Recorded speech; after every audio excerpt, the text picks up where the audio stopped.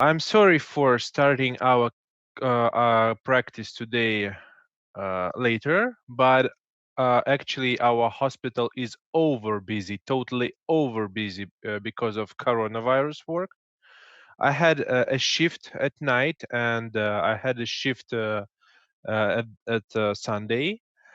It was a terrible situation. We had online sessions and consulting the regions of Russian Federation, and we were consulting very serious comorbidity cases with big amount of problems in intensive care units with coronavirus and, for example, myocardial infarction, a combination of coronavirus and chronic lung diseases, combination of cancer and coronavirus, combination of coronavirus and autoinflammatory serious systemic diseases with diabetes, for example.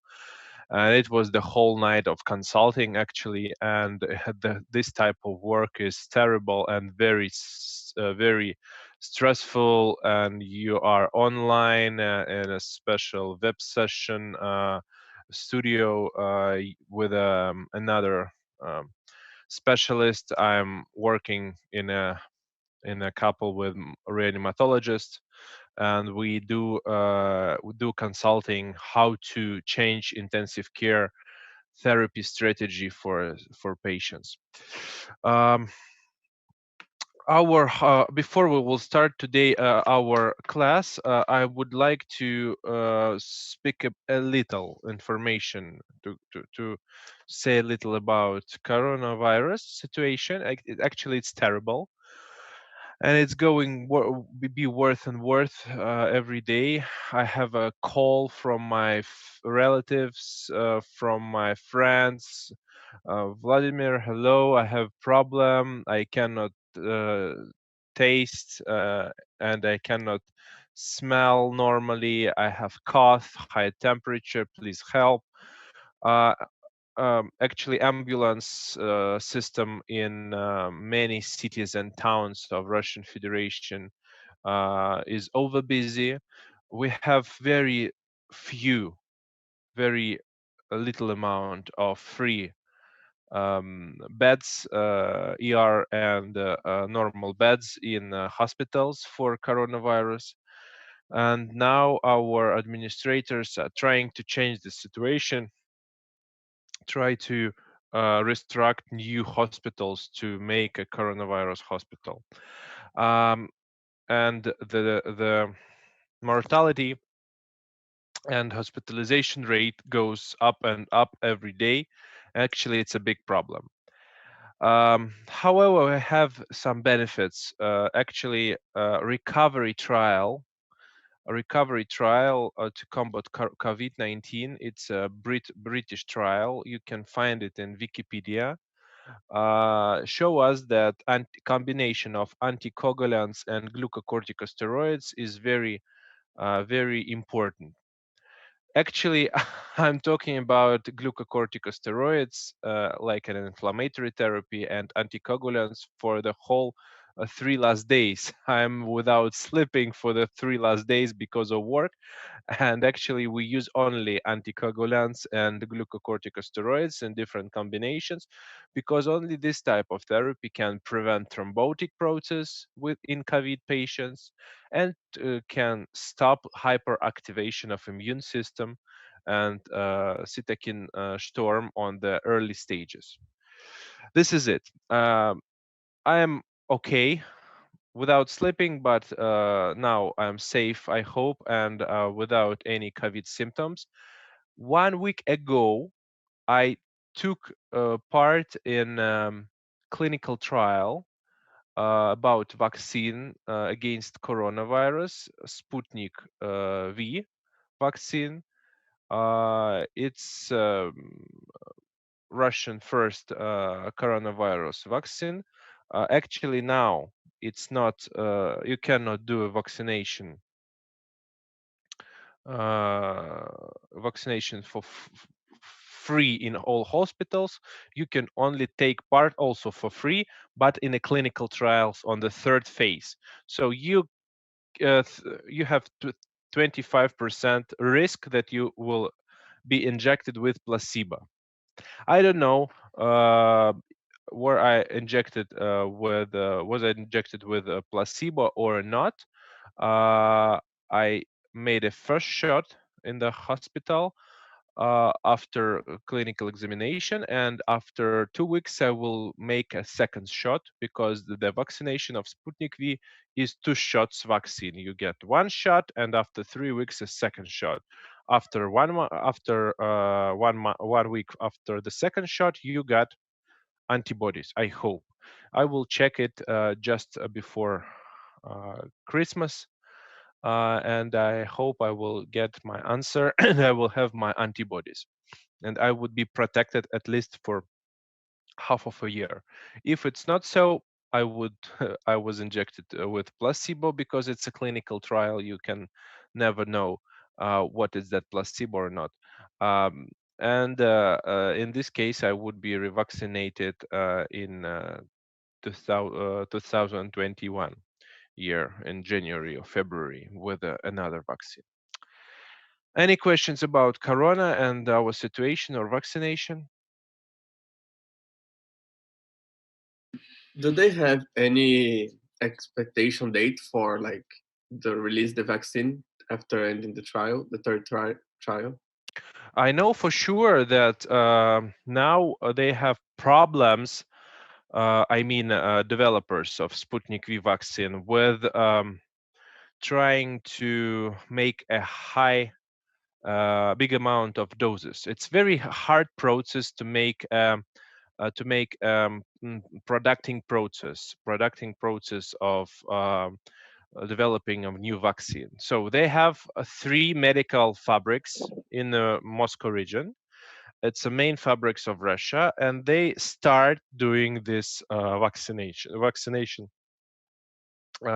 product. Um, but they need to do at least 1 million dosage through in 5 days to make a good tempo of vaccination. Now they have only for medical workers and for some categories like teachers and policemen and so on. I think, and our governor of the Moscow region said that they are waiting for new dosage of vaccine from fabrics at the beginning of January. So it seems to me that just after a new year and Christmas Eve, we would have a Russian population would have a big amount of vaccine in local polyclinics and local outpatient consulting departments, and all Russian citizens can come and make a shot of vaccine Sputnik V, and after 3 weeks come again for the second shot, and we would be vaccinated.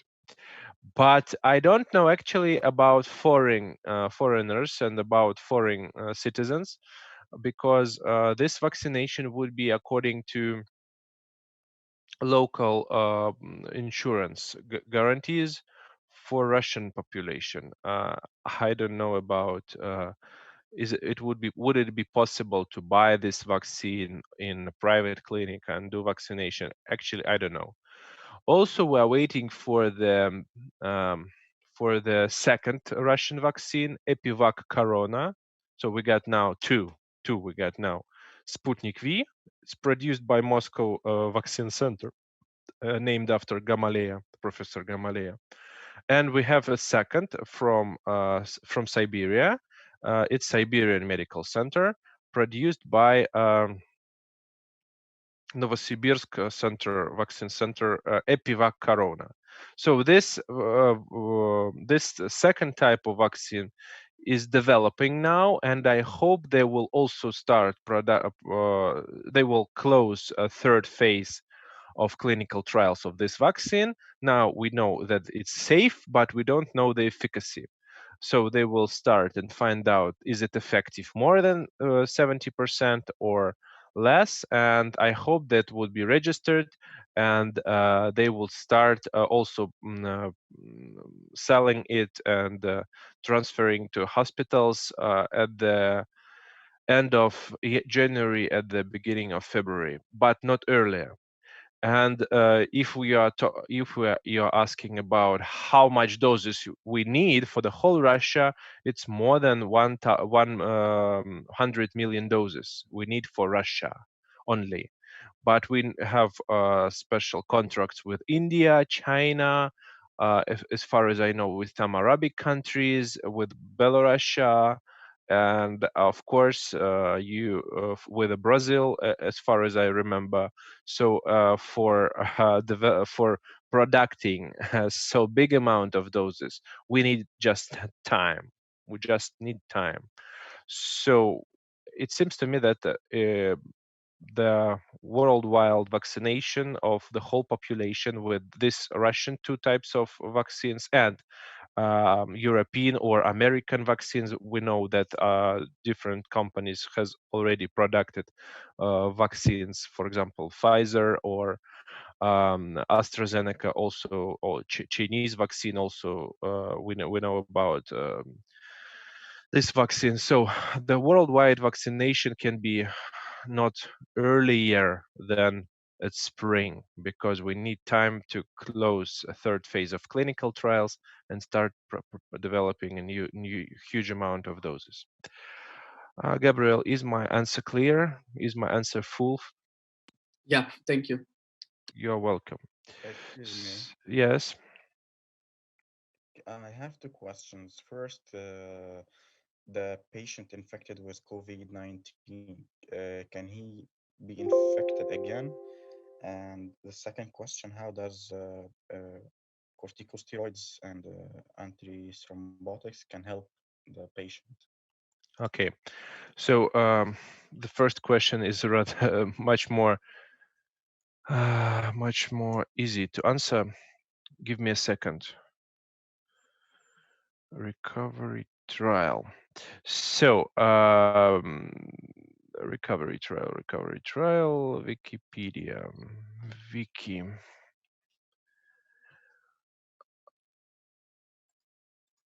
I'm trying to make a link for you. There is a recovery trial. The best link now for specialists is the best link is here in Wikipedia. You can write it. You can read it. It's in your chat now. So, clinical trial recovery show us that it was a British trial in summer, from spring to summer, and they tried to compare different strategies of therapy. We got antiviral therapy to combat virus. We got anti-inflammatory therapy to combat inflammation. We got antithrombotic therapy. COVID-19 comes to our body and connect to cells using ACE2 receptor.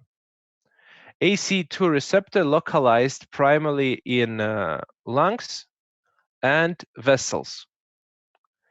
If COVID-19 and SARS-CoV-2 virus comes to endothelial cells and connect to endothelial cells and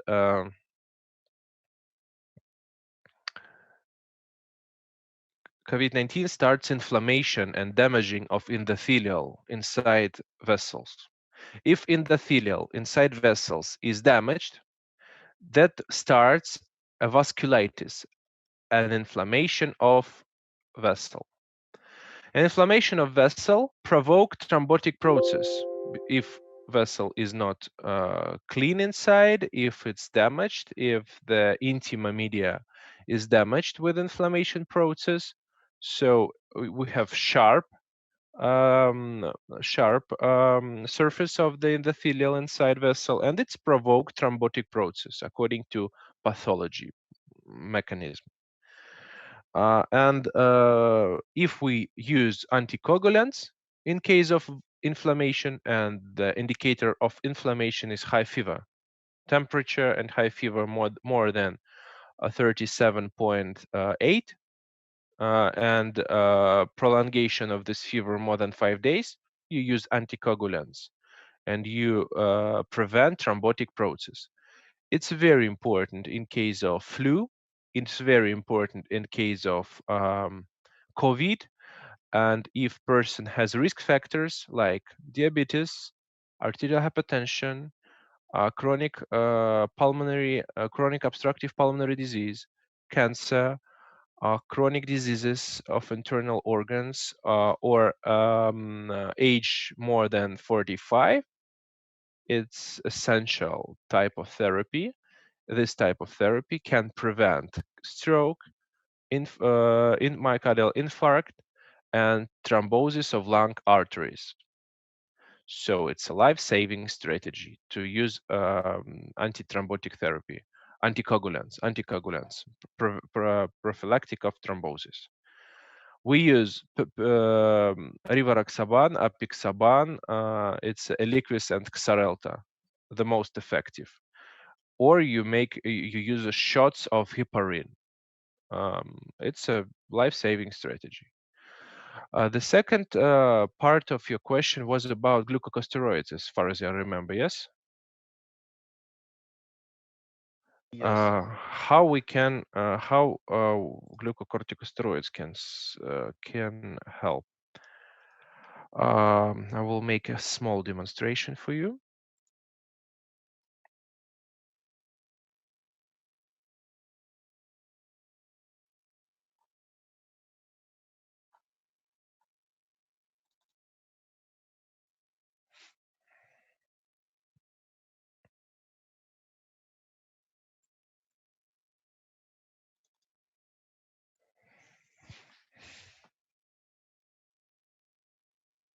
So glucocorticosteroids is an inflammation drug, anti-inflammation drug.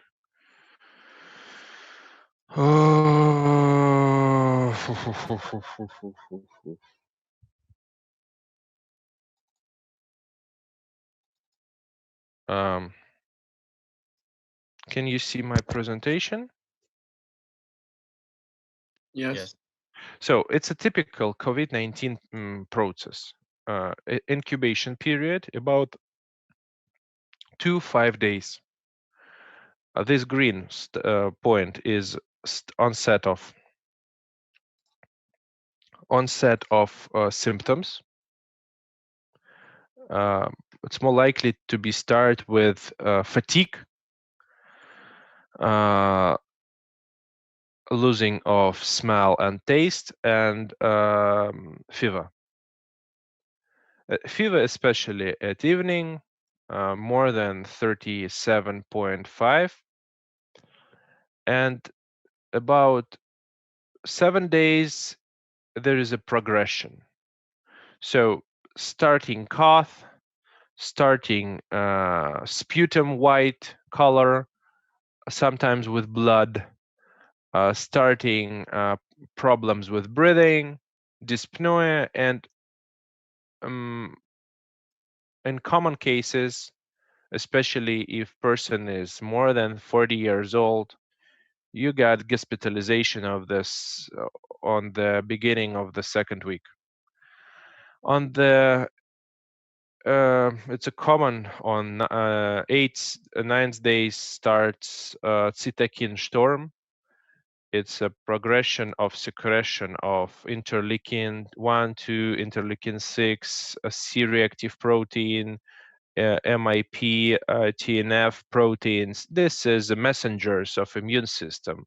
The growing it in the bloodstream show us an hyperactivation of immune system. Why?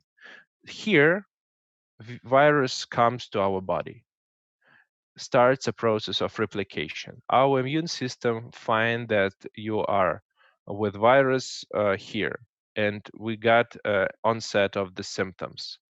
And this process of here we got persistent combat, virus against immune system. But virus goes more strong and more strong. On the beginning of the second week, we start producing immunoglobulins M, and we start producing cells to combat viruses. So it can be that this type of inflammation will be better, and on the middle of the second week you will feel yourself better without fever. But only if you get balanced immune system and you have no chronic diseases and chronic problems. If you got diabetes, overweight, if you smokes, it will progress to total pneumonia, virus caused by virus, and maybe it would be a would be a systematic inflammation of the whole vessels. Why we need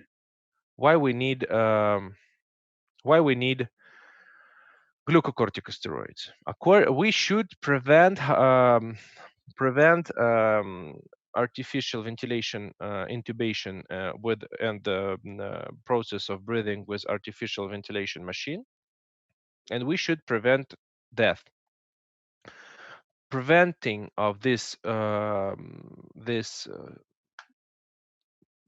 endpoints can be not with antiviral drugs, because antiviral drugs should be started here. And according to our history of medicine, we don't have any effective antiviral drugs. We have effective antiviral drugs only against HIV, but it's not cure treatment. It's treatment to stop disease, yes, to control. And we got effective antiviral treatment against hepatitis C virus. Against other viruses, we don't have any effective treatment for the whole history of pharmacology. And the only way for preventing and combat with viruses is a plasma with antibodies or vaccination.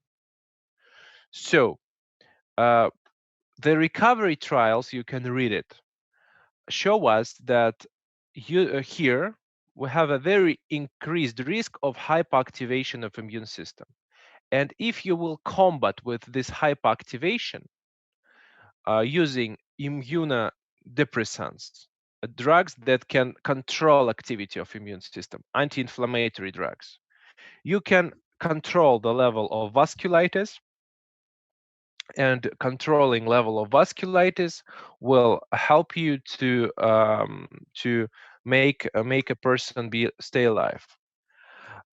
If you will open your book about your pharmacological books, you will see that the only and the most effective, the most cheap, the best for control drugs for preventing inflammation are glucocorticosteroids.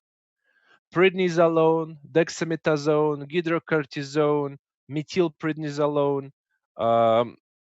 So it's the best type of anti-inflammation drugs, and we start using it from the end of spring in high doses for a small period of time for 5 days, and we find out that it can cure fever, it can stop sweating, it can help us to combat with fatigue, and it can prevent intensive care unit, it can prevent depending on oxygen supply. And so now it's a standard of treating of coronavirus patient. If you got light stage and light severity of coronavirus, glucocorticosteroids are not necessary. Anticoagulants in many cases are not necessary. You can treat it like the common flu, the common cold, you drinking a big amount of water, about 40, 50 milliliters per 1 kilogram, and just wait and use anti-inflammatory drugs like buprofen or paracetamol. A small break for 1 minute, I got a call.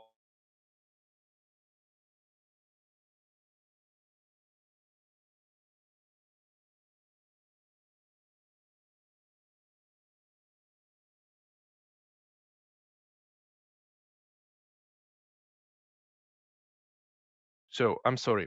Um, and if it's light type of corona, in many cases you get. In many cases, if a person has light type of light stage and light type of coronavirus inflammation, it will goes to cureness without any problems, and you will be alive.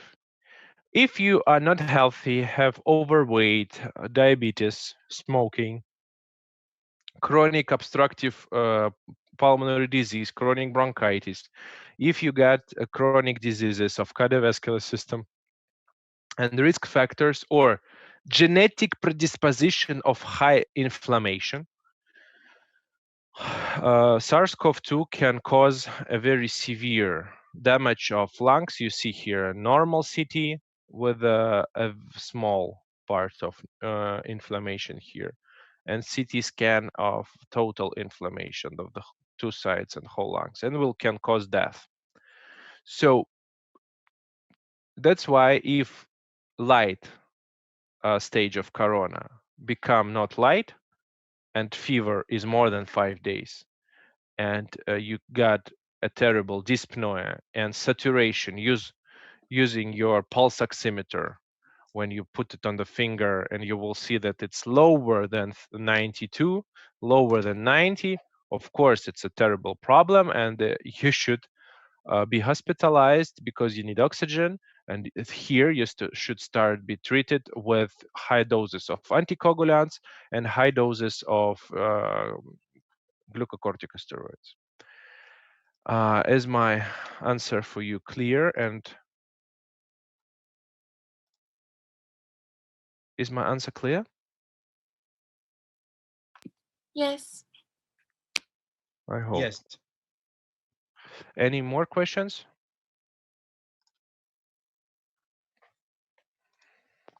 So read the recovery trial. Next class we will discuss it. Now we will start practice. So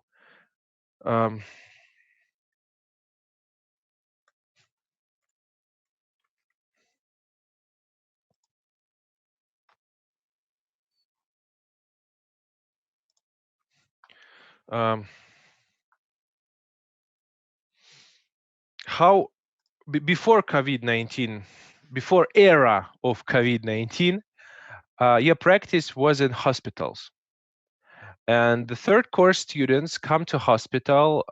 I split it you in groups of 3, and all 3 doctors come to patients. I will give you patients and make a clinical examination, talking with patient, and trying to find out what is the problem of patient, what is his diagnosis, and trying to make a list of risk factors, a list of syndromes, symptoms, syndromes, and try to make a list of additional types and methods of diagnostic that you should use to do a proper diagnostic procedure, and of course to start a proper treatment.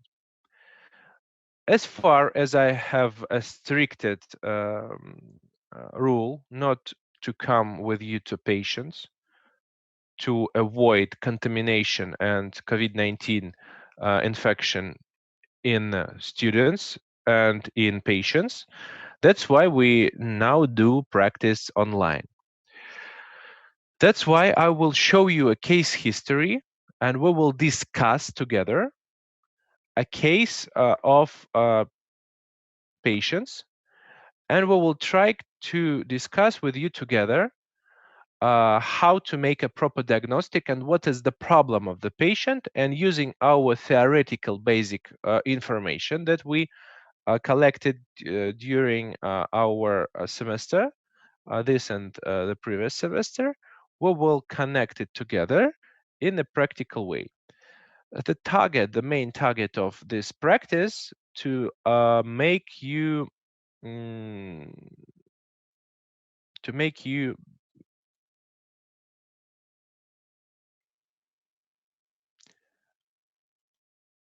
teach you how to make a proper diagnostic process from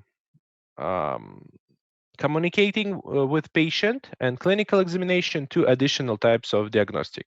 So a diagnostic plan, main syndrome, and risk factors are essential. So let's start. You see a patient, he is 60 years old, come to you with complaints of periods of pressure in chest and elevation of blood pressure from time to time, more than 140 and 90. So what can you say about this patient?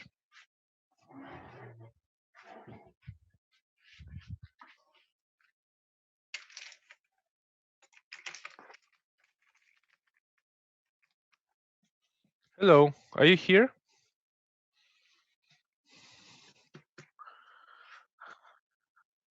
Huh? See me or see patient?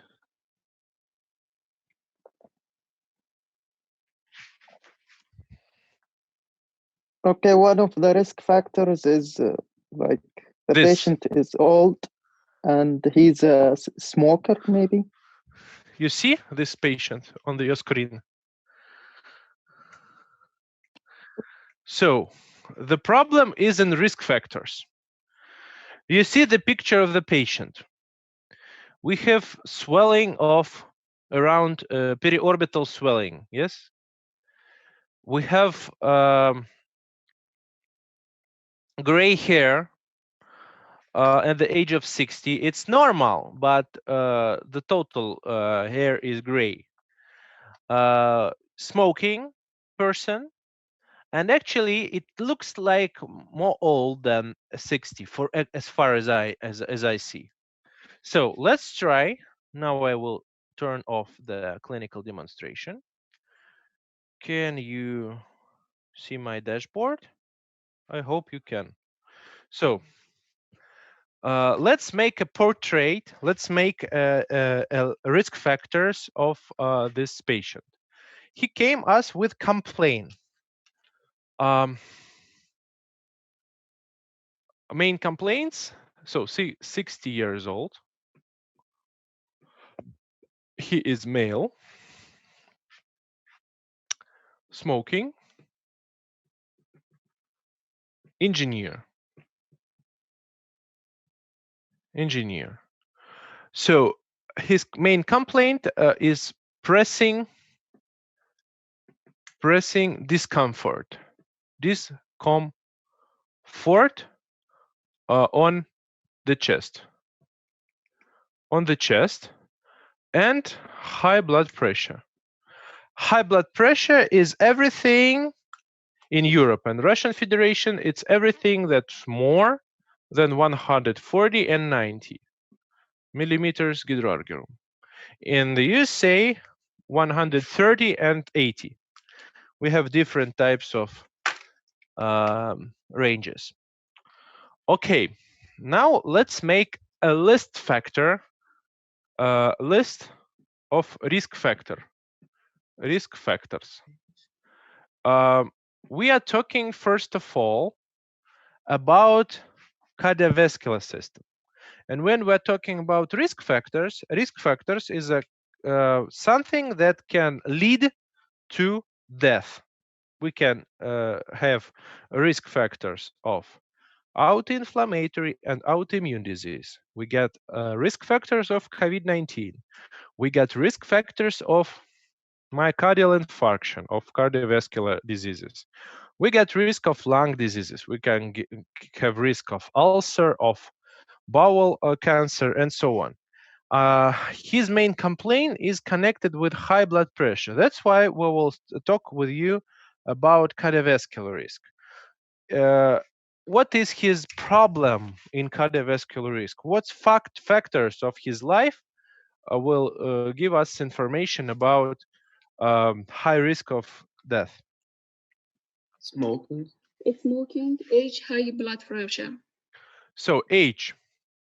For man, for female, age more than 60, and for woman more than 65, it's a risk factor. So everything that is uh, as person older, more risk to die. Okay, age 60 years old. What else? Smoking, Smoking. high blood pressure. Smoking. Wait. Smoking. It's very important. What is the level of smoking? We got index of smoking. Index of smoking. IS. Index of smoking.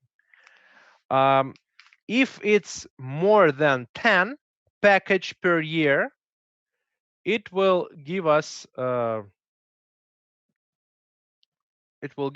high risk of cancer and high risk of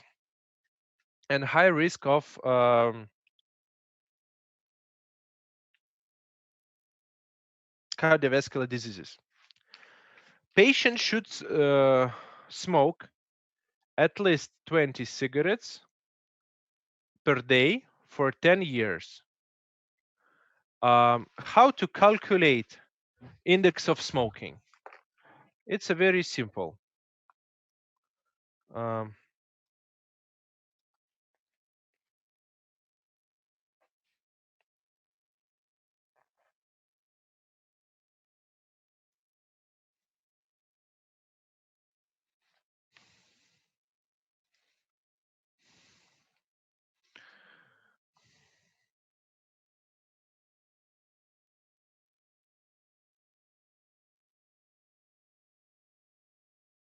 So index of smoking can be calculated using this link.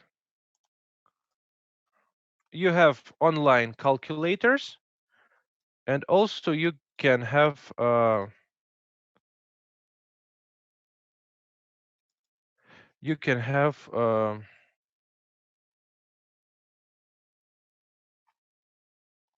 special formula.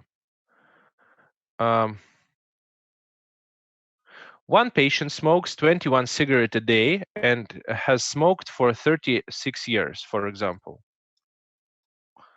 Number of cigarettes per day, you use years of during which he smoked. It's 36, and you got 705, and you divide it into 20, and you got smoking rate 37.8. Everything that is more than 10 is a terrible problem. You see here, for example, example one patient smokes about 15 cigarettes per day, and he has smoked for 12 years. You use 15 cigarettes and 12 years, it's 180. And you divide it into 20. Smoking rate is 9. It's not a huge risk. It's better than smoking for 18 years, but it's less than 10, but it's a problem. So why we need it? To see how smoking influence on life of the patient. Is it a main risk factor, or it's not the main risk factor? it's for us in diagnostic is very essential to understand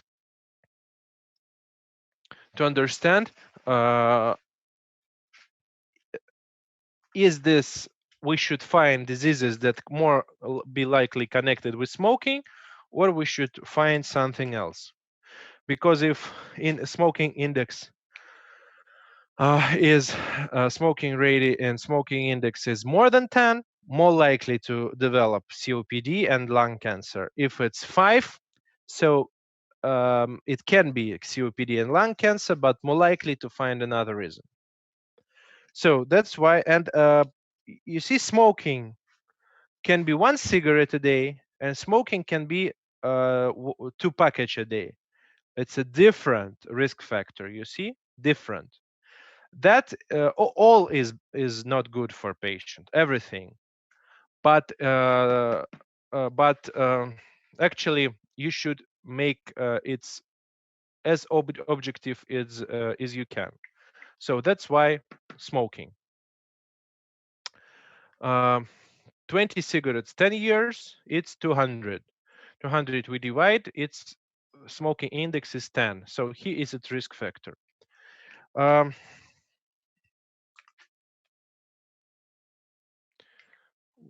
What other risk factors he got? High blood pressure. High blood pressure.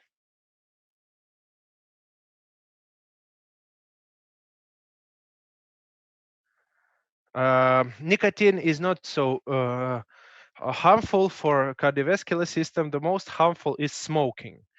Is smoke. I can show you a wonderful picture. I can show you a wonderful picture comparing of smoking.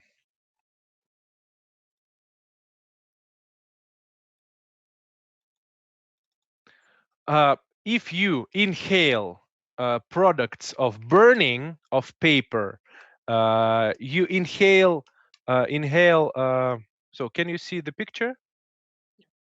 If you inhale everything that smokes, has smoke, it's a big problem. So you should not inhale anything, just only a fresh air. That's why it's not a very big difference between types of cigarettes. Yes, it's a difference because of nicotine level, but it's not a very big difference in cigarettes. So there is a very interesting paper work made by Dr. Isabella Sudano and Jens Bartelmes. They are Italians, and they published in European Heart Journal a wonderful paper 2 years ago. It's September.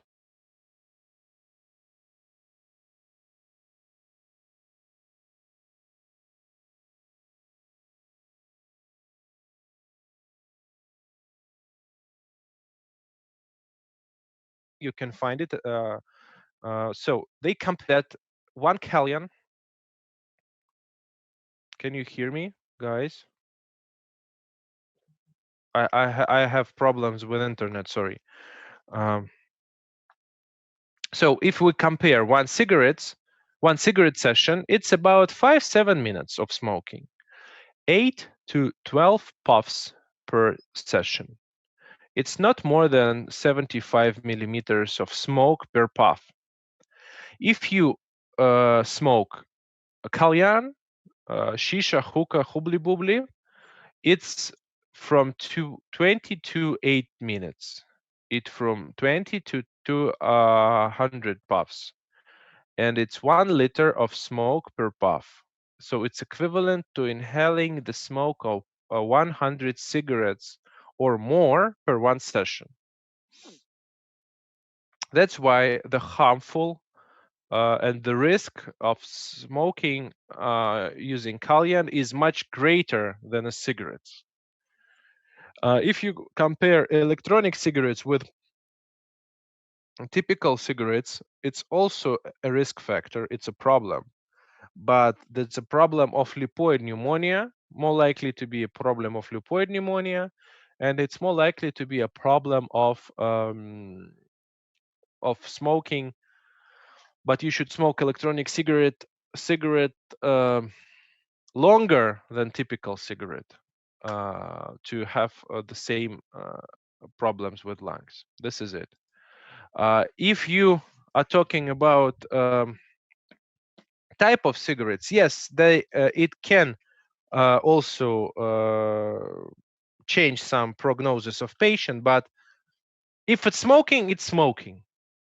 Somehow you inhale abnormal air with dust supplements, with dust particulates, and it's harmful for vessels of the organism. They goes inside through lungs, it goes to the bloodstream and damage vessels. If it's damaging vessels, you got a provoke of atherosclerotic process. It's a big problem. The whole problem of the body, the whole problem of medicine is connected with sorry, the whole problem with body is connected with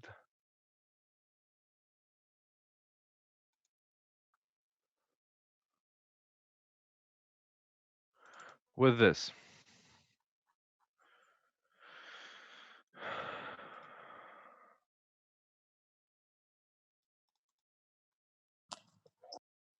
Connected with this. The cardiovascular continuum. So we starting have problems with damaging of endothelial cells, with inflammation because of dust, smoking, because high level of cholesterol, because of stress, because of sharing stress, because of high tension of muscles here, because of arterial blood pressure. Monocytes and low density lipids come here and start process of atherosclerosis. The atherosclerotic plaque grows, and because of activating of inflammation here and rupturing, it becomes a platelet aggregations, become a thrombotic process, block the bloodstream, and we got stroke, insult, infarct of lungs, problems in kidneys, and so on. And patient die because of cardiovascular diseases, or he survived with very poor quality of life. This is the problem. So that's why we should focus our attention of this. So what do you like to comment more? Nothing? So end with smoking? High blood pressure. Yes. So you would like to comment blood pressure. Okay, blood pressure. If blood pressure more than 120 and 60, it's a risk factor.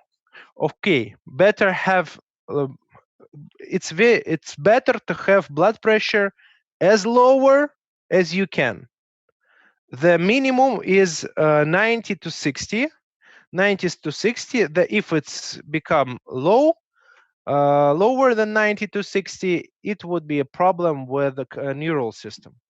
So, but blood pressure 140 and 90 is a problem.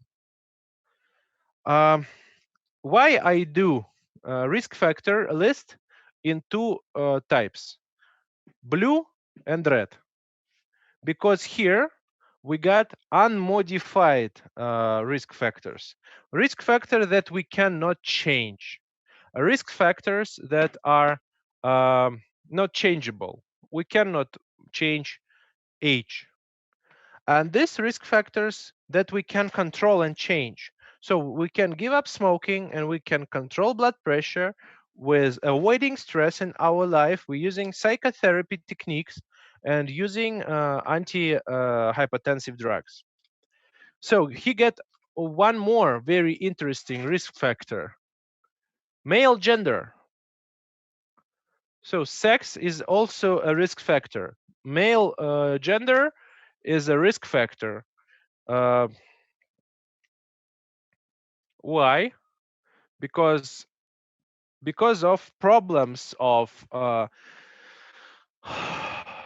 metabolism of estrogens and lipids. woman has high level of estrogens. They protect body from atherosclerotic process, and the process of developing of atherosclerotic in many cases goes not so active in a female person. So man dies earlier. Okay, what should we also check in risk factors? What should we control? What should we ask about when we are talking about risk factors of cardiovascular system? Come on, guys. We can ask for ECG. We should do ECG, of course, but ECG, it's not a risk factor actually. ECG, it's an additional method of diagnostic. I will show you his ECG today, but it's I'm talking about not instrumental way. Yes, we should ask him about his area of working, engineering. Is it engineering and civil engineering, making a project in between computer, in office, in front of computer, or it's engineering in a chemical factory with inhaling of chemical substances. So he is a civil engineer working in a bureau in a open space with computer, and he has no risk factors, chemical, radiation, no. Everything is okay. So occupational status, very good. Occupational status.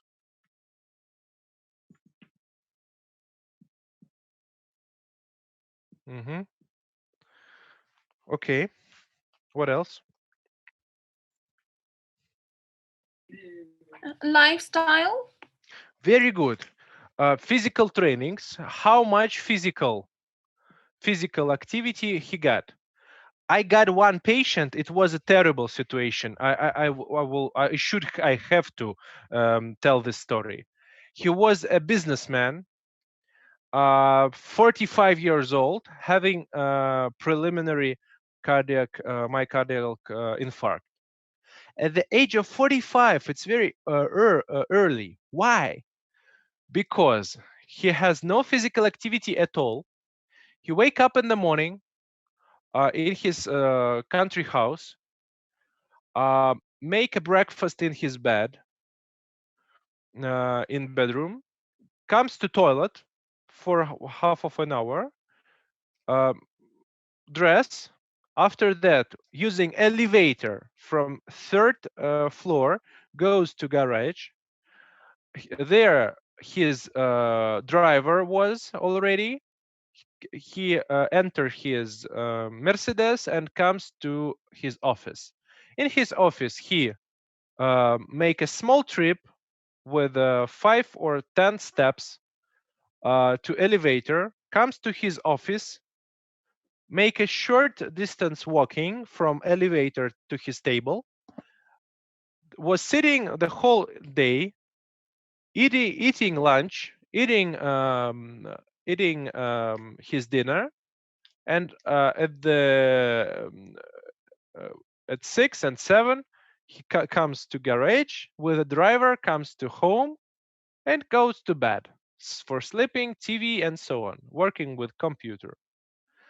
That was the only physical activity in his life. It's not enough. That's why he has obesity, and he has problem with lifestyle. Okay, it's poor lifestyle. So physical activity, Rich life. physical activity should be more than 45 minutes a week, until sweating, or 10,000 steps per day.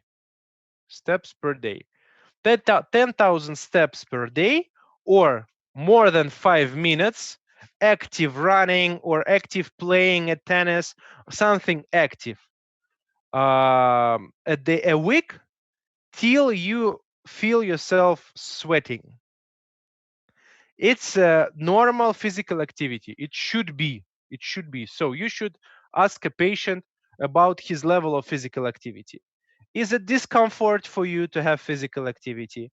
How many stairs you can goes up using stairs, and so on. It's very important. So if your patient cannot go to the third floor without elevator, it's a problem. You should find a problem with his lungs and heart. So physical activity, very good. What should else we should check? Sorry? Yes, this guy is a 60 years old engineer, is living in Moscow. So Moscow is not not so good for your health actually. The air is not so clean. Of course, it's better than in many other cities, better than in fabric cities, but actually Moscow has very big amount of cars and it's not so good for your lungs, of course, and it's stressful city. Moscow is a very stressful city, like all megapolises. New York, Beijing, London, I don't know, Paris um, or Cairo. It's a very stressful city. So There that's is an unmodified risk factor, which is the hereditary disease. If he very got good. this disease from his. Yes, family history. You should ask, are you a mother and father alive and well? It's the best question. Are your mother and father alive and well? He was answered me, no, they died. Father died in the age of 60 because of arrhythmia death. It was sudden arrhythmia. I heard that his father had hyper um, hypertrophy, myocardial hypertrophy. So the heart was very big. It's more likely to be in a case of heart problem with valves or problem with persistent arterial hypertension. And his mother died because of cancer in the age of 69, breast cancer. So he got two risk factors of oncological process and risk factor of preliminary death because sudden deaths because of arrhythmia. And if we got death before 65 years old, it's a very big important risk factor. So genetic predisposition. Genetic predisposition. Okay, of course, predisposition to mammalia cancer, to breast cancer for men, it's not so active, but we got breast cancer in men. We got it's very seldom, not common, but we got. So genetic predisposition, very good. We should also check his level Check of lipid profile. yes, Lipid profile. lipids, very good, lipids. So you know everything, very good. You are ready for an exam, I hope. So lipids, we should check for level of lipids. Common cholesterol. We have a rule of three. A rule of three. What does it mean? Common cholesterol in whole population should be less than 5 millimole per liter. Less than 5. Low density lipoproteins, low density cholesterol should be low than 3 millimoles per liter, and high density cholesterol, it's a good cholesterol that protects us against cholesterol, should be more than 1. So it's a rule of 3. Common cholesterol for the whole population should be less than 5. Low density lipids, low density cholesterol, bad cholesterol that provoke atherosclerotic process in vessels less than 3, and high density cholesterol, good cholesterol that protect our vessels, should be more than 1. He got cholesterol level 7. 7. Is it bad for him or not?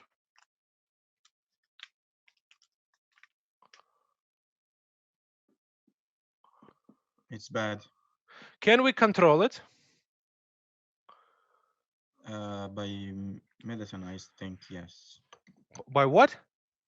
Yes, by Giving statin, I medicine. think. Statin. Yeah, you can use statins, you can ezetimibe, you can use red rice, and also you can use diet. So, very good. He got a problem. What do you think? What is his main syndrome?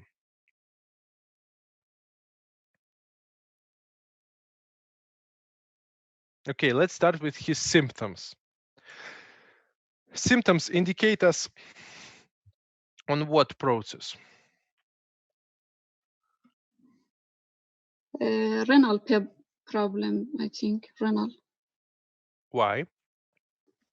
Because we have edema around the eye. Mm-hmm. We can see. So you should check kidneys. Is Yeah. it the first thing that you should check? I would say he No. has some atherosclerotic problem. Yes, it's very important to check for atherosclerosis. And it's very important to check for arterial hypertension. Arterial hypertension, like a risk factor. To stop atherosclerotic process, you should control sugar level, you should control blood pressure, and you should control lipids. If you control it, you will control atherosclerotic process. You should measure his weight. Is it overweight, obesity, or not? You should measure his body mass index. His body mass index, 30. It's a borderline between overweight and obesity. Sorry for, I would drink my yogurt because I had no lunch today.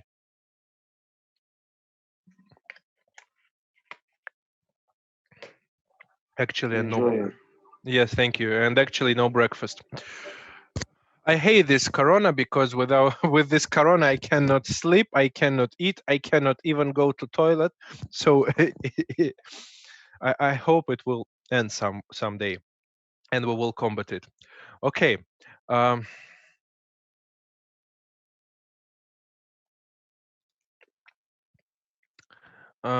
So you should check for obesity. Okay.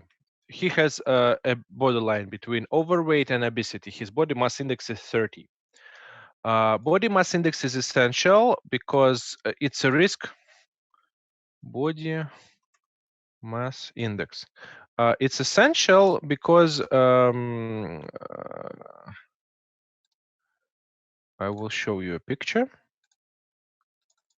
Yes, it's if it's normal, you have lower risk of problem with joints. If it's normal, it's lower risk of problem with arterial hypertension, with heart failure. It's normal. If it's normal body mass index, you have no problem with diabetes and the risk factor of different types of problems. If you have overweight, you have increased risk of coronavirus, you have increased risk of chronic pulmonary disease. If it's increased risk of diabetes mellitus, hypertension, and so on. Overweight and obesity especially is a big problem for cardiovascular system, kidneys, and endocrine function. And if it's morbidity obesity and body mass index is more than 40, you should start thinking about surgical operations and a special diet program and a special departments, because it's a very big risk for a patient to die because of problems with heart and so on. You can use a special BMI calculator. There is 2 formulas of BMI, and I hope you can measure and find out your body mass index. Is it normal, or it's extremely obesity, or it's overweight? Okay.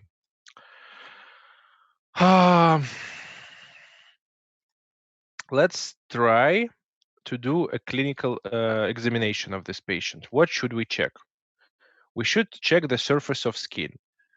After the, you measure, you mentioned edema around eyes. What else we should do after checking a skin?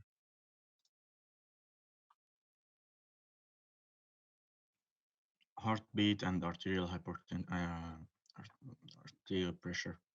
So we should check for arterial blood pressure. Okay.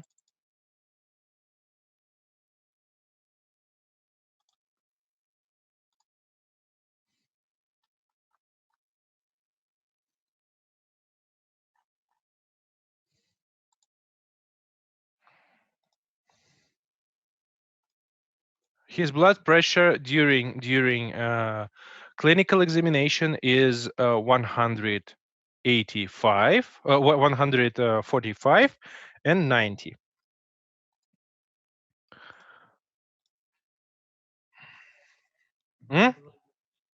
Sorry? Hypertension. We should use. Why we need it?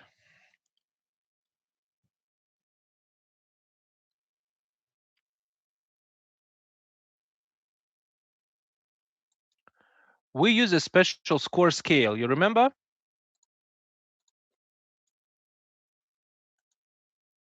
Score scale.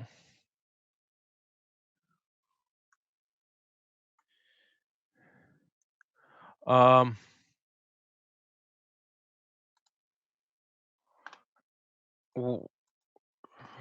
trying to show you a picture. Yeah. Can you see it? So it's a score scale. Why score? Systematic coronary risk evaluation. So it's assessing and evaluating of risk of death. This scale show us the possibility, the percentage of risk to die because of cardiovascular event, myocardial infarct or stroke during next 10 years. Let's find what is the risk of our patient that we are diagnosing today. How to use this scale? On this part, you get pressure, systolic pressure, blood pressure. And here, you got a level of cholesterol. And between these two columns, you got age. This is on the right side, male. You got it here, мужчины. It's a Russian word, male. And женщины means female. So here's a female and here's male. He is a man. So we should use this part. This part. What is his risk of preliminary cardiovascular death?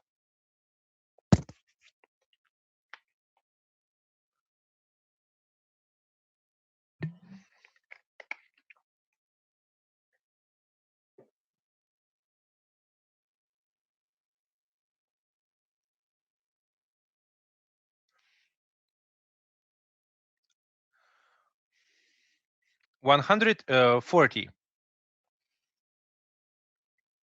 140, 145. So it's what is his risk of death? 14 to 20. Sorry? No, less than 20. 14, maybe 15. Where you find it? From 8 to 17. So you got cholesterol. His cholesterol is 7. Mm-hmm. We use cholesterol from this part block because he's smoking. Here we see курящие. Курящие means smoking. So cholesterol is 7. You see my marker, yes? It's 14. And his blood and his age is 60. So you got find his blood pressure is here. You got blood pressure 140, and you got cholesterol 7. It's 14. 14 here. Because he is age of 60, so we should use this block. He's male, this block. And he's smoker, that's this block. 140 his blood pressure, not so big. But cholesterol is 7. You see the 14% possibility of die. 14 here. 14. That's a terrible problem. So every 6th person will die because of cardiovascular event with his parameters. If he stops smoking, but will have cholesterol 7 and blood pressure is 120, after 1 year, his risk of death would be 7, 2 times less. 2 times less. Only stop smoking without any treatment. If he will control his blood pressure, and his blood pressure would be normal, less than 120, the risk would be decreased in 2%. It would be 5. And if he will stop smoking, will control his cholesterol level, control his blood pressure at the age of 120, and cholesterol would be 4, his risk would be 3%. You see why we should use SCORE? We should use SCORE to show us, to show the patient, and to understand how active we should treat patient. If patient in a red zone, we should treat him very active with statins, with 2 types of antihypertensive drugs at least, and we should make a very intensive diagnostic for additional problems. If it's in yellow zone, we should treat only with 1 drug antihypertensive and try to use lifestyle changing measures, diet and so on. If it's green, you cannot treat the patient, only change lifestyle. That's why we use this SCORE scale. Okay, his risk of in SCORE scale in 2 years is this is yellow, green low, yellow moderate, red severe, and dark red very severe. His risk is 14. It's severe risk of cardiovascular events. Okay, what we should do auscultation. During auscultation, I don't hear any murmurs and problems with tones of his heart, but I check his respiratory system. And during respiratory system analysis, I check that he has some sharpness of breathing. And if I'm trying to ask him to inhale and exhale fast, I got a problem with his exhalation. So maybe he has a chronic bronchitis.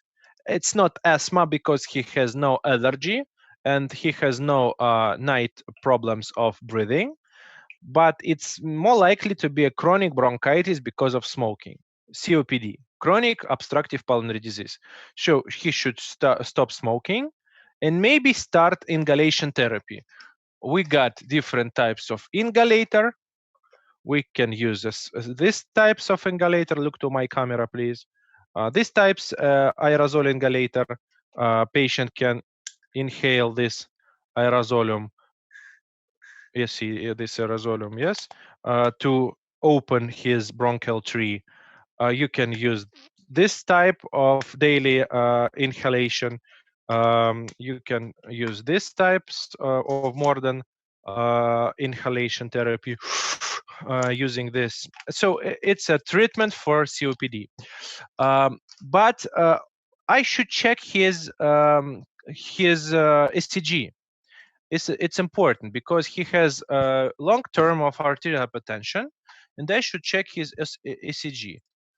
So I'm trying to find my presentation for you with his ECG. Give me a second, please. Give me a second. So, guys, now we will make a short break for 3 minutes. If you need, take a cup of tea or go to toilet, we will should make a small break only for 3-5 minutes. I will uploading a presentation for you, and in 5 minutes we will meet us again here. Okay.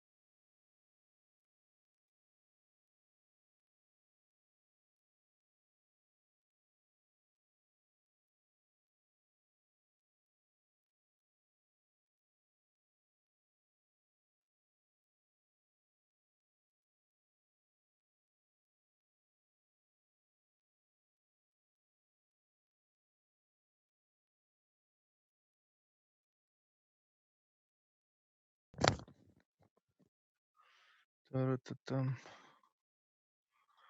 Ta-ra-tam-tam.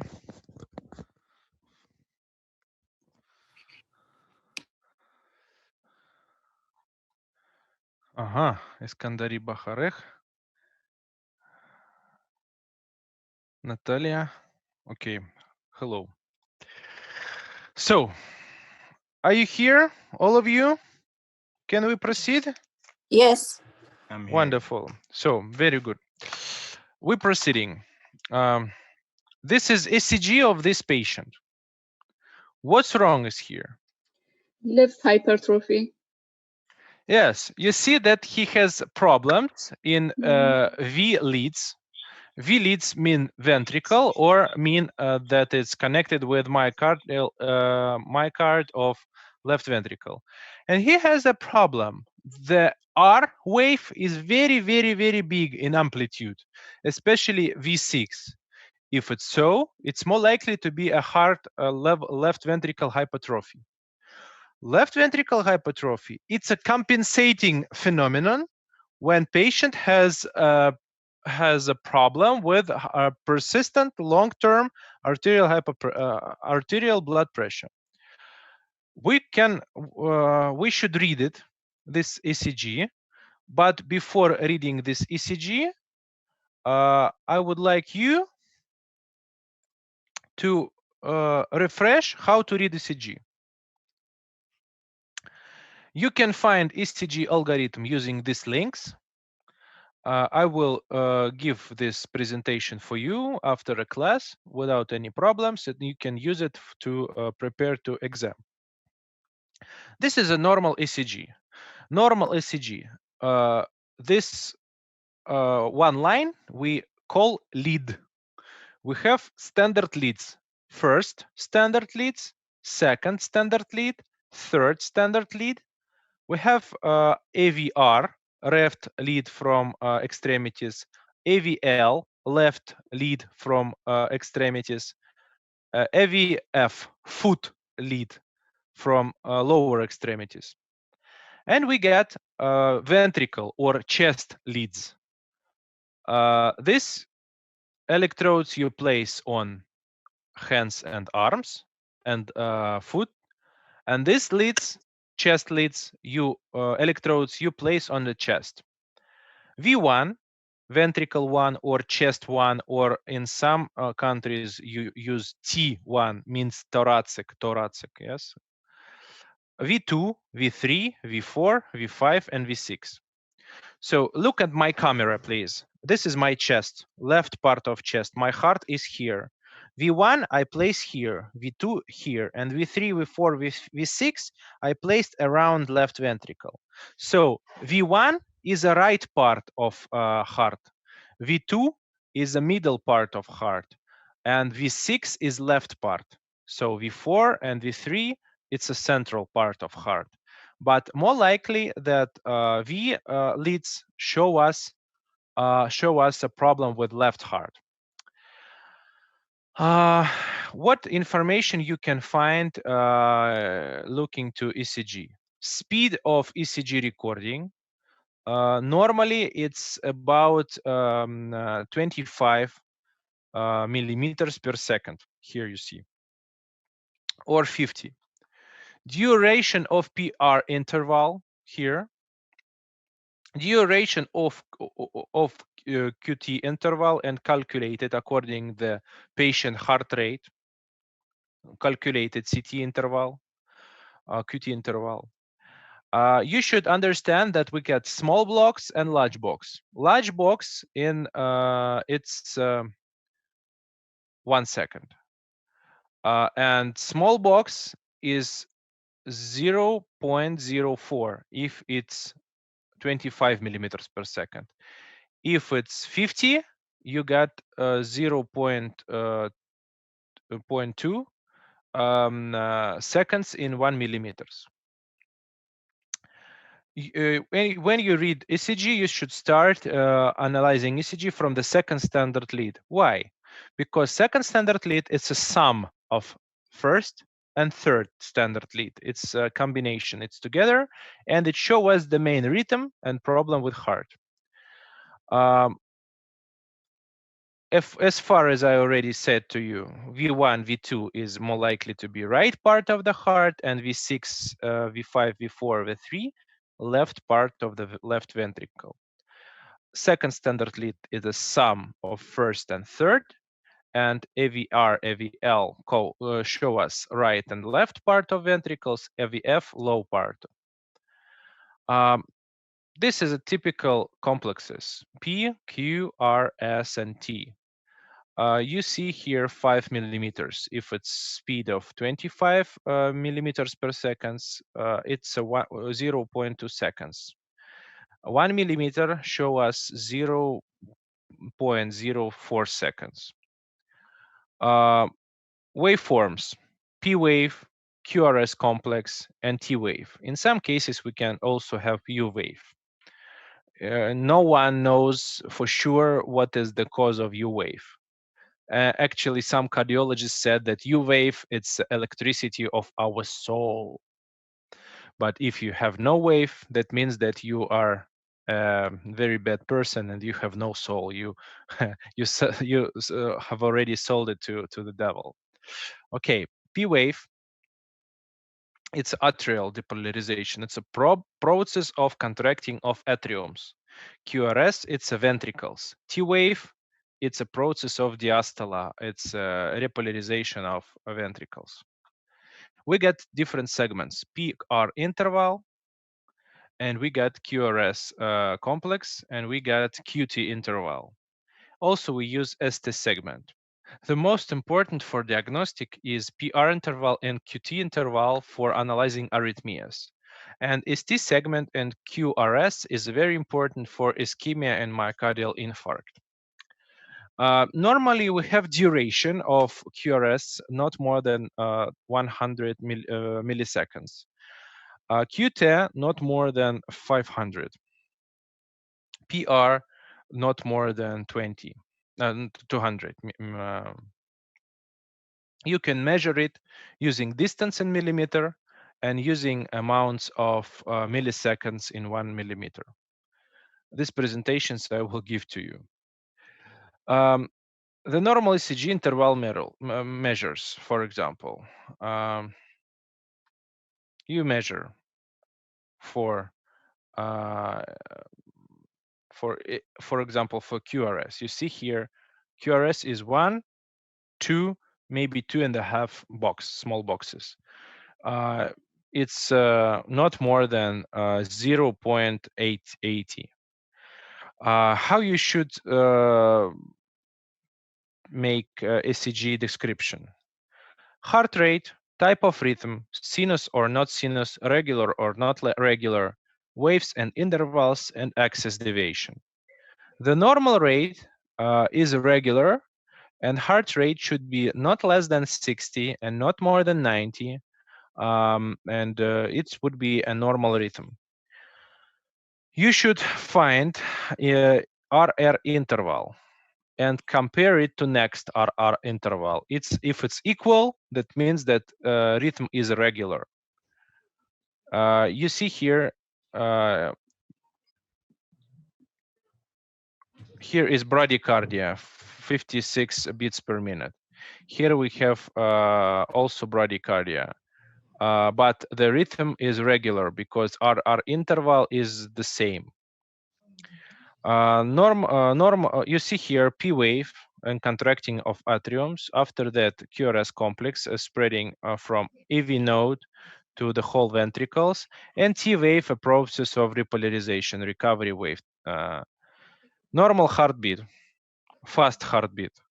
You see slow heartbeat and irregular heartbeat. Because why irregular? Because here our interval is different. Here is very small, here is very large, here is medium, so it's not equal. Here is rhythm is regular. Why? Because here we have 3 boxes, here 3 boxes and a half, here 3 boxes and a half. It's equal. That means that the rhythm is irregular. This fast rhythm is fast, but also regular, because 2 boxes and a half, 2 boxes and a half. So it means that our interval is the same. Slow rhythm. Oh, okay, it's slow, but it's regular.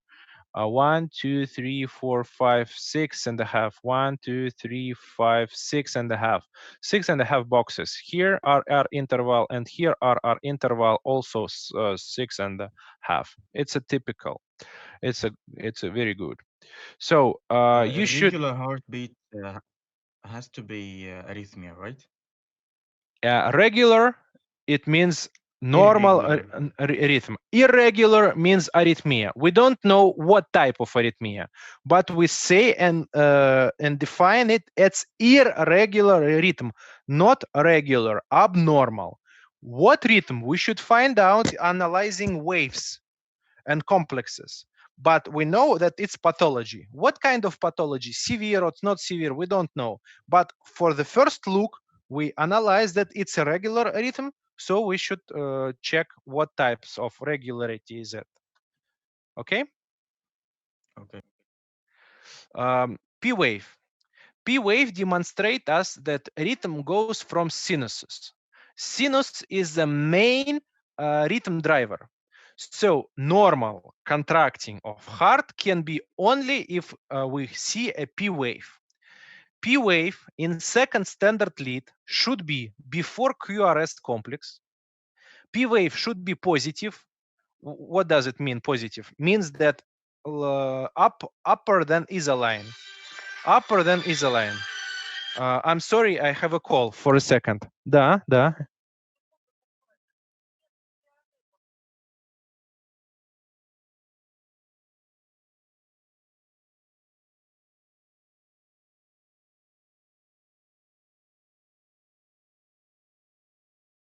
Sorry, guys, it's our doctor therapeutic from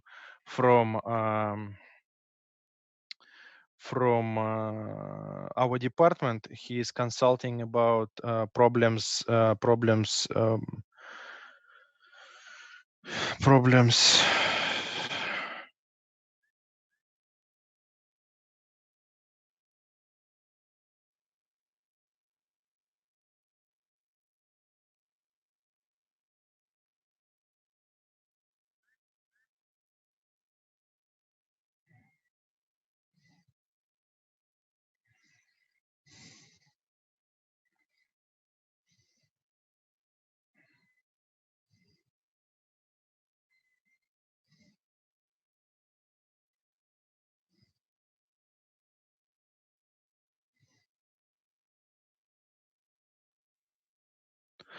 So we should find P wave. You see the difference between sinus rhythm and atrial fibrillation means that P wave is a heart contracts very good, and atrial fibrillations mean that you have a small contraction of different fibrils, myofibrils, but not contracting of the whole atriums. See, what is the difference between these two ECGs?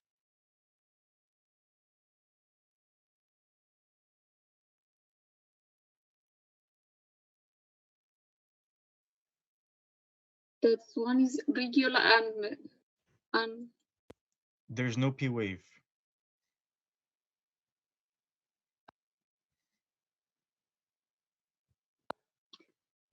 up is regular and down is irregular.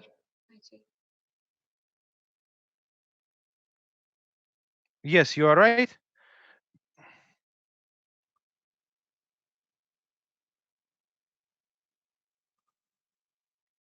Yes, you are right. You see here that you cannot see P wave, absent of P wave. You can see T wave here, but T wave, but you cannot see a normal P wave.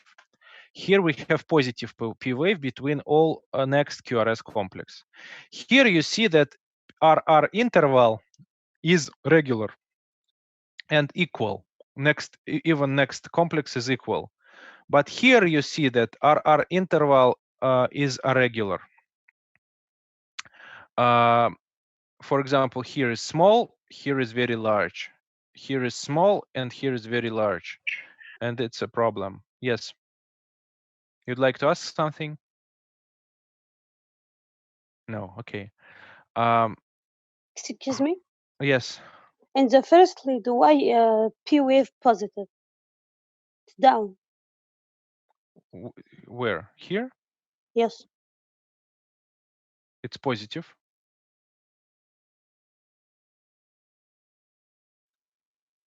Here is positive. Why Okay. positive? I will explain you. So I will stop the demonstration. I will show you on my dashboard.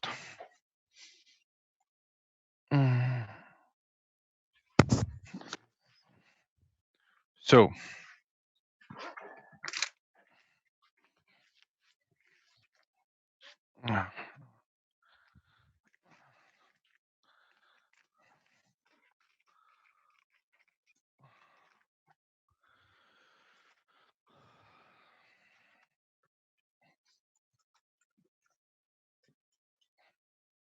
So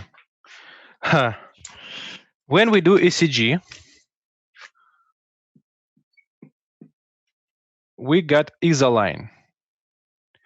Isoline, it's a line that is in amplitude is 0. Everything that is upper is positive. Everything that is lower, it's negative. So can you see it in video? Yes. So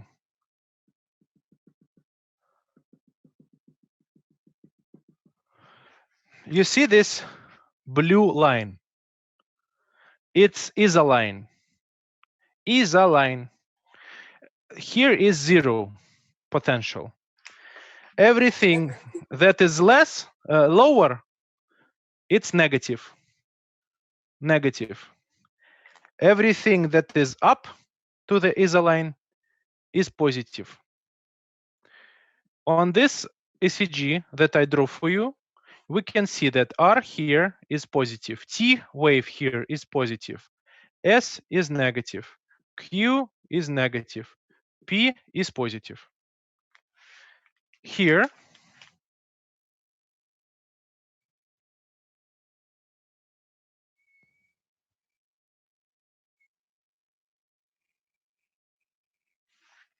in this ECG, we got also isoline.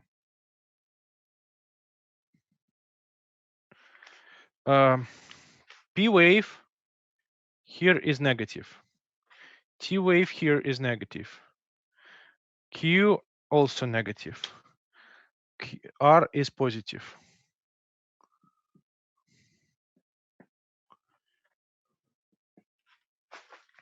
So everything that is lower than isoline we call negative. Everything that is upper than isoline we call positive. In some cases, we got also this type of wave.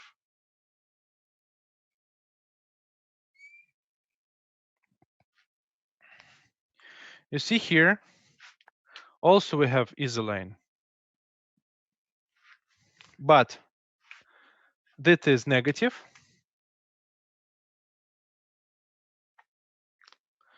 And this is positive.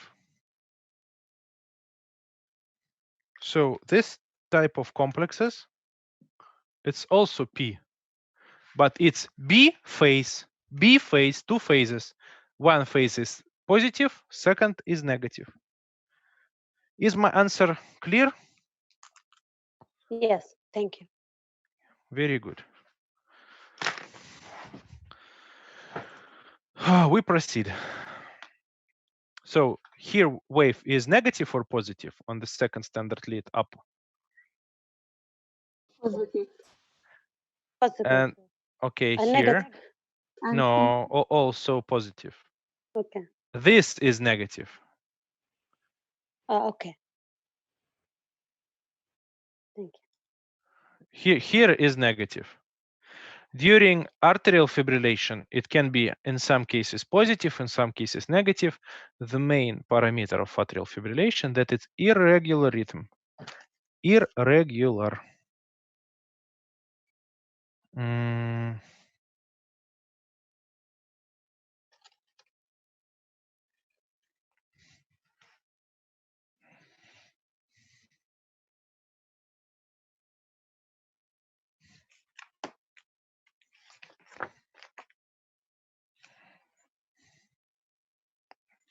Sorry, I need to make one shot photo.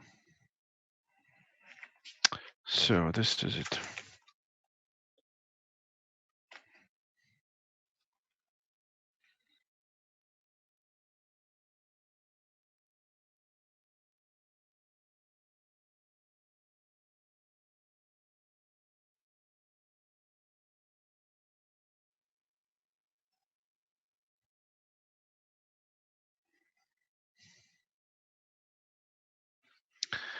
Okay, next. Irregular, irregular.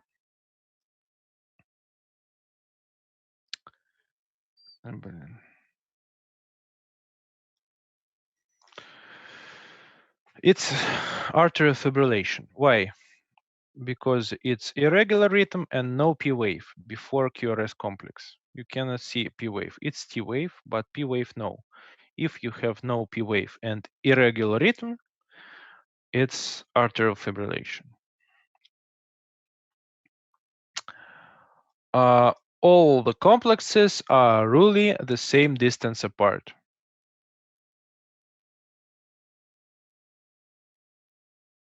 So what rhythm is that? Regular rhythm. It's a regular rhythm. You can see this P wave here is positive, and the Positive. form of P wave is the same between next QRS. That means that it's a regular rhythm, no problem.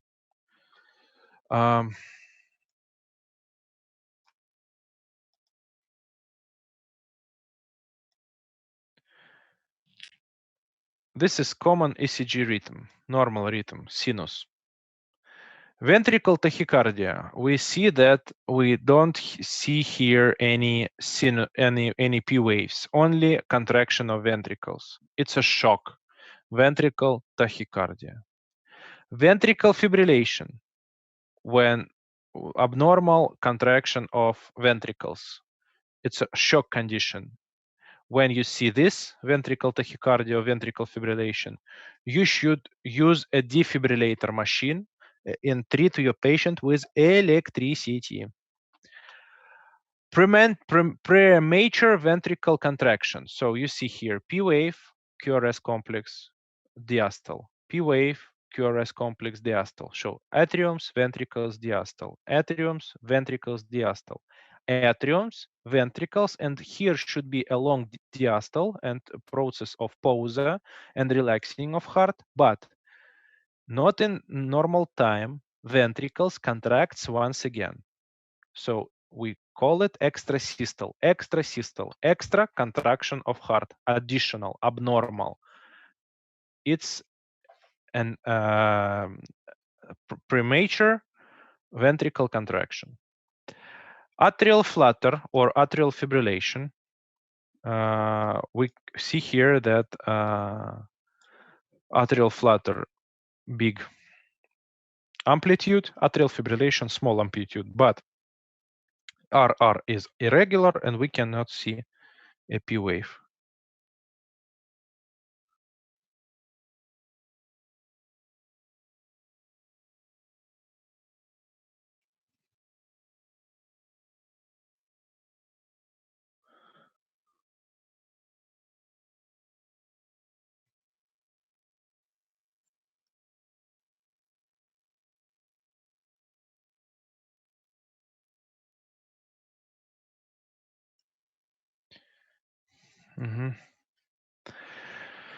So let's try to see this rhythm. What type of this rhythm?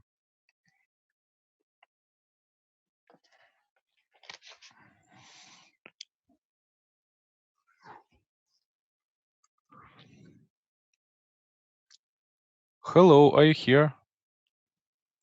Irregular. Regular rhythm, because between all RR interval in the second standard lead, you can see it below, is normal. We should find a second standard lead and analyze a P wave before QRS complex. Here is positive. Here is also positive. And here is also positive. But you see here big amount of waves here. Possible it's idioventricular rhythm. we don't know for sure what type of rhythm is that, but it's more likely to be not sinuses, because very big amount of waves here, and we cannot find 1p before QRS. And ventricle rate here is, you see, 43 beats per minute. It's very very low.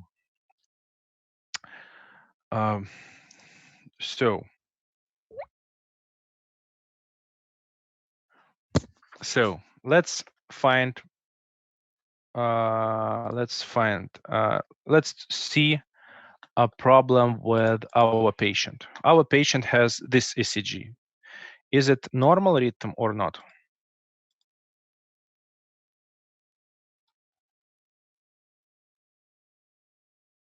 Is it normal rhythm or not? Regular or not regular? Yes, it's normal. Because we are Let's try to find a P wave. You can find a P wave or not.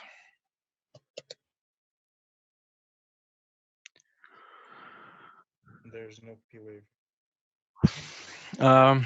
If we analyze here, you can see here P wave before in the second standard lead. P wave, it's positive, but you have two phases, one peak and two peak, second peak. Positive, positive, positive, positive, and RR interval is the same. So it's a sinus rhythm. Maybe there is there is some problems, but more likely that it's a positive rhythm.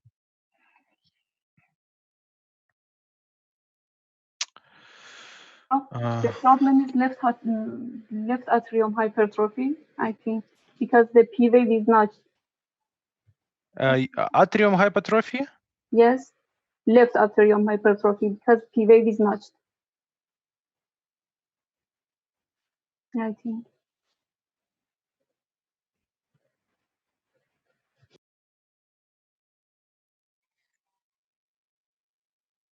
Mm-hmm.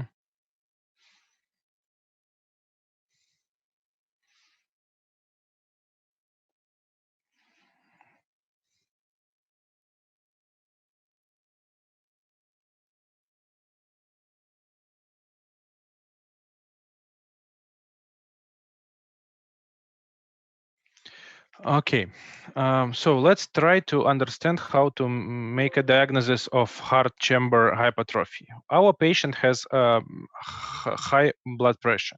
High blood pressure means that his left atrium and his right atrium can, his left atrium and left ventricle should press hard more to combat with high blood pressure in circulation. We got left atrial enlargement and we got left ventricle enlargement. P wave is atriums. So criterion for P wave enlargement is big amplitude, more than 2.5 millimeters, or more duration more than one small box. Here we have P wave, P pulmonale, means that right atrial enlargement. And here we have left atrium enlargement. You see it's like a hat, or it's double phases, double phases left atrium. Normally we got P wave like this normally. If it's a right atrium enlargement, it's something like that, and big amplitude. If it's left atrium enlargement, it's like a hat, two waves. If it's combination, it's a high amplitude and two waves. Hypertrophy of left atrium we call P mitrale. It's like a letter M. You also see here letter M, left atrium enlargement, letter M. It means there's something wrong with the mitral valve, and you should do an echocardiography ultrasound to check it, and maybe you should make an operation to change this valve if it's abnormal. Or maybe it's hypertrophy because of high chronic hypertension. You see here left atrium hypertrophy. It's a sinus rhythm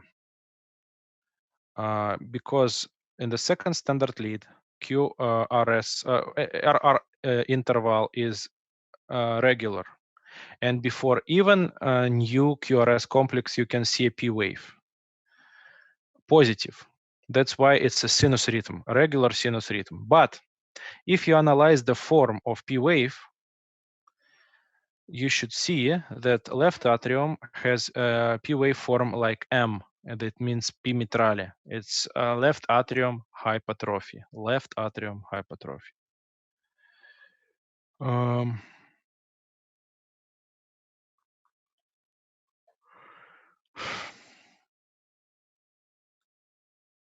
What rhythm is here?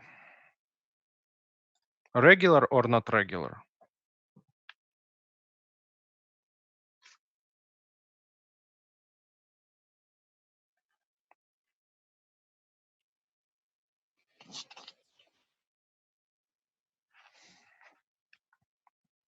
Regular and left atrium hypertrophy. Yes, left atrium hypertrophy because P wave is like M letter, one peak and second peak. Regular because RR interval is the same here and here, here and here. And you have positive P wave before QRS complex. That means it's sinus rhythm. But the problem here is that it's left atrium hypertrophy. Okay, right atrium enlargement. It's enlargement of amplitude of P wave. P wave taller than 2.5 millimeters in second standard lead, and P wave is usually pointy. You see here that it's just like the QRS wave. It's more than 2.5 millimeters. You see here a second standard lead and P wave more than 2 millimeters. You see this ECG. Is it a regular rhythm or not regular?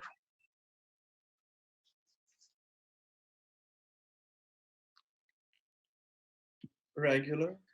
Because RR interval is the same. Here 3 boxes and here 3 boxes. It's good. Is it sinus rhythm or not sinus? It's sinus rhythm. Why? Maybe positive above the other line. P wave is positive above the other line is before the each new QRS complex. Every P wave is the same, the form and type.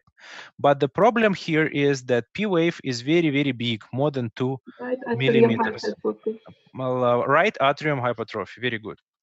This ECG is a form of patient with right atrial enlargement. The P wave in lead second standard lead has an amplitude of 4 small boxes. It's very big amplitude, and you see that amplitude of P is like the R. That means that is a big problem. Here we also have problem, and we see that more than 2 boxes. P wave is also P hypertrophy. Is it rhythm regular or not regular? It's regular. It's a regular. The P wave is positive, and the form of P wave is the same like the between next QRS complex. That means that everything is okay. It's a sinus rhythm. But the problem is P right chamber right atrium hypertrophy. In hypertrophy, the heart muscle becomes thicker. It's a problem, and it can lead to heart insufficiency. This can have different causes. Left ventricle hypertrophy results from an increase in left ventricle workload, for example, during hypertension or aortic valve stenosis. And right ventricle hypertrophy results from increase in right ventricle workload, emphysema, pulmonary embolism, or chronic smoking. ECG in hypertrophy, normal, and left ventricle hypertrophy. The changes is in V6 and in V1. In V1, very big S, and V6, very big R. Here, normal, and here we have enlargement, hypertrophy. And if it's right ventricle hypertrophy, it would be increasing of R in V1 because V1 is the right lead. So the left ventricle walls become thicker.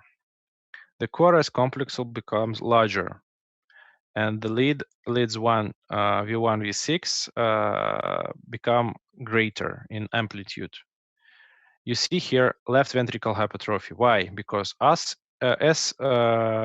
complex is S wave is very deep and R wave is very big.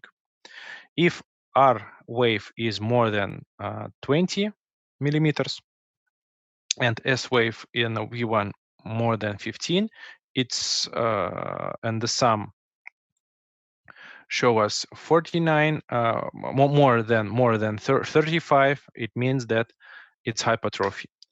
It's a criteria of Dr. Sokolov and Dr. Lyon. We call it criteria of hypertrophy by Sokolov-Lyon. So we plus amount of millimeters of R from V6 or V5 plus S from V1. If it's more than 35, it's a hypertrophy. How calculate hypertrophy? We Sokolov-Lyon criteria, or we can have Cornell criteria. R in AVL and S and V3 more than 28 in men and more than 20 in women. You see here left ventricle hypertrophy. Why? S is 15 millimeters, R is 26 millimeters. We plus it. A sum is 41. 41 is more than 35. It's more than 45. It's hypertrophy. Our patient, this here, has amplitude of S 10 millimeters, and here is R 26 millimeters. A sum is 36. 36 is more than 35. That means he has a problem with left ventricle hypertrophy. We also can, you see it, 11 plus 26. Find a signs of hypertrophy. In which part of heart you find them and describe.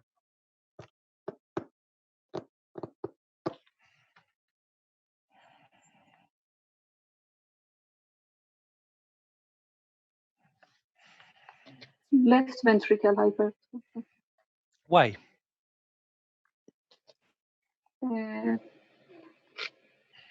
Because we see deep in V1 and V2 and high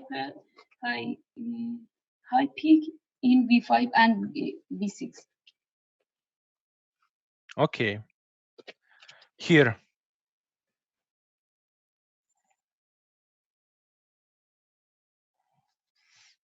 ECG of our patient.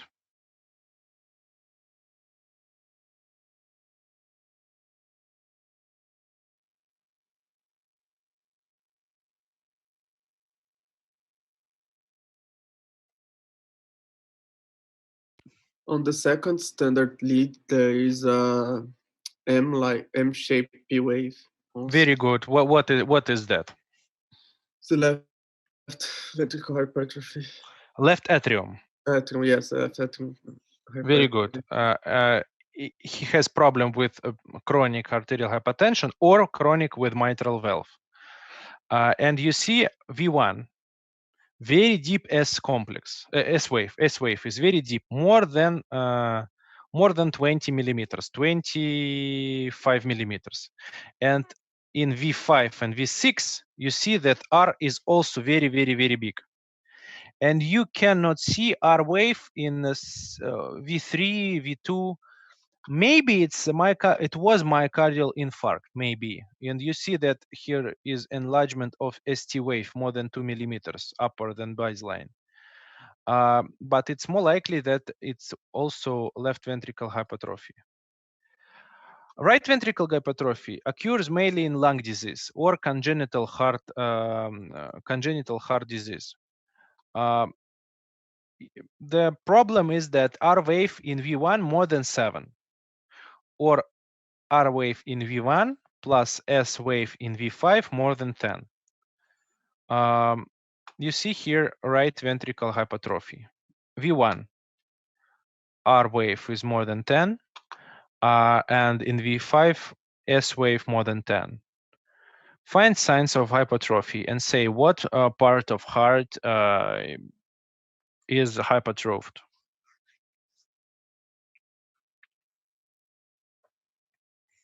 Is it regular rhythm or not regular?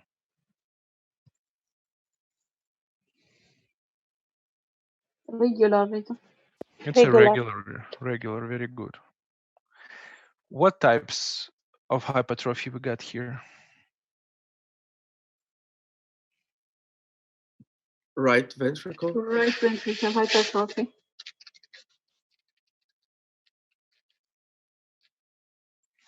But not only. You see a second standard lead. Left You see atrial also.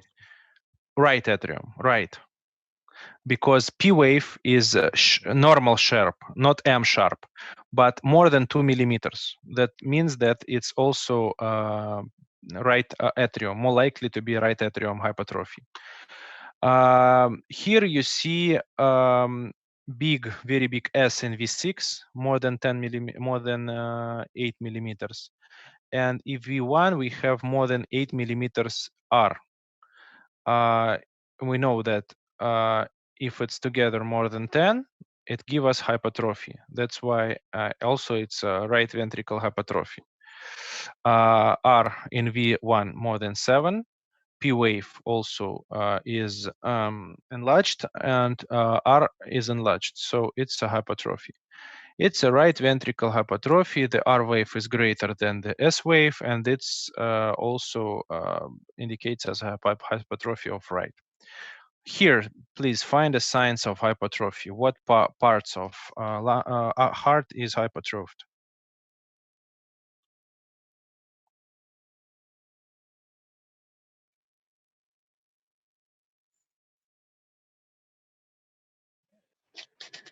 Right ventricle hypertrophy. You see here, yes, right ventricle hypertrophy, because in V1 is very big V1 R, yes, and very big deep S in V6. Together, amplitude more than 10, and here is 5. 5 plus 10, 15, more than 10. It's hypertrophy, very good. But, and here, you see also severe right ventricle hypertrophy. Very big R in V1 and very big S in V6. Find signs of hypertrophy in which part you can see it.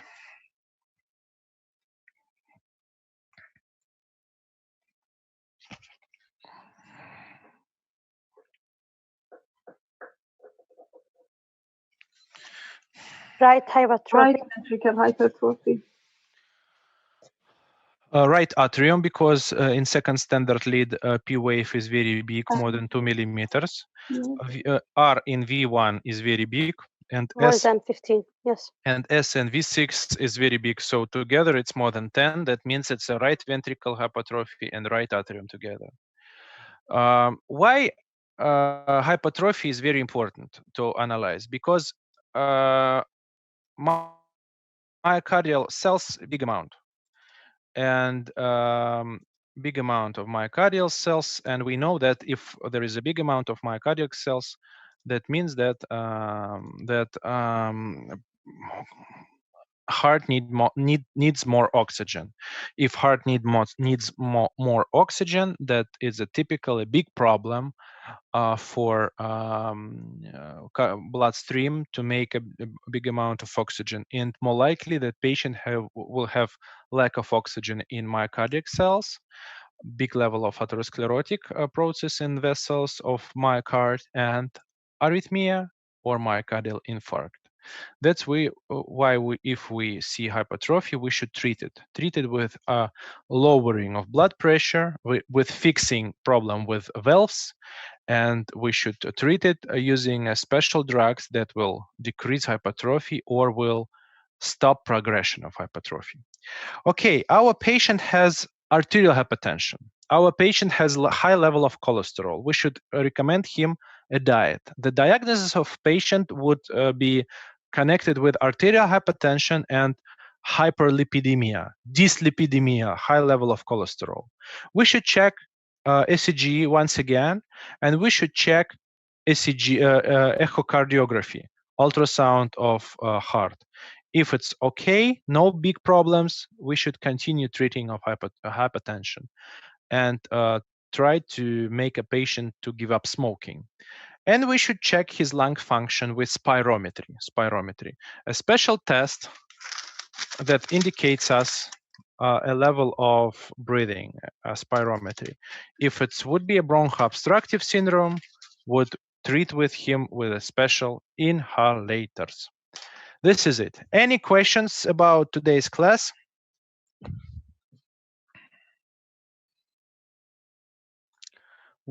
Once again, please write your names and groups, because I deleted from chat.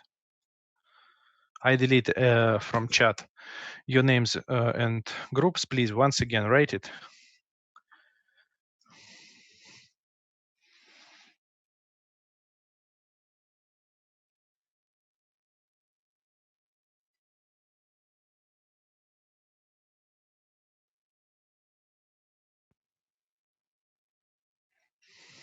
Excuse me.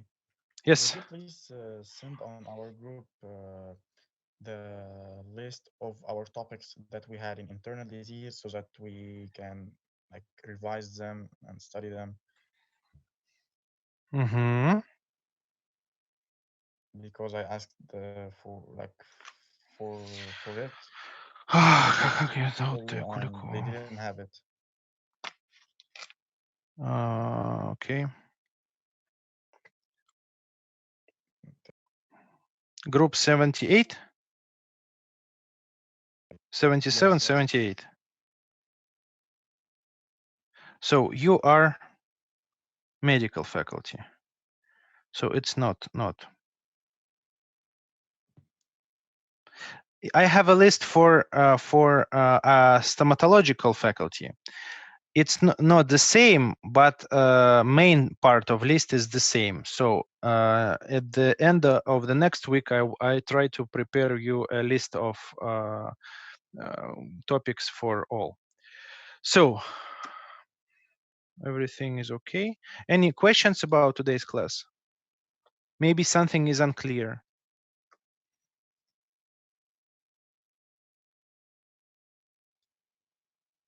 Everything is okay. So, Masalam, goodbye, Khodafez, bis bald, tschüsschen. I will see you at Thursday, and we will have a practice at Friday. Yeah. Yes. We will have a class on Thursday, as always, and we will have a practice at Friday, as far as I know, according to the schedule. Yes. Yes. Yes. Very good. If you got any questions, please write me in WhatsApp. I should go to make a class for stomatological students. Goodbye. Thank you very much. Thank you. Goodbye. Goodbye. السلامة. Ma salam. خدافظ. Khodafez.